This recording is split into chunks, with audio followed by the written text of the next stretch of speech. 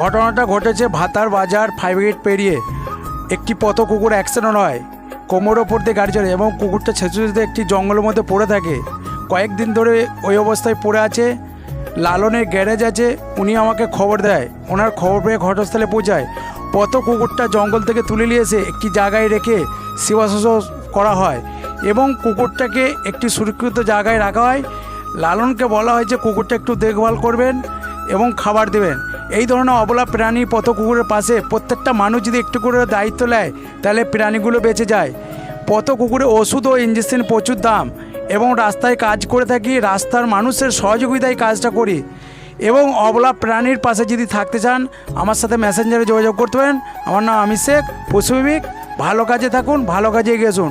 ভালো কাজ করতে গেলে সমাজে 2-4টে মানুষ আছে তারা ভালো কাজ করে না, ভালো কাজ করতে দেয় না, সেই সব মানুষের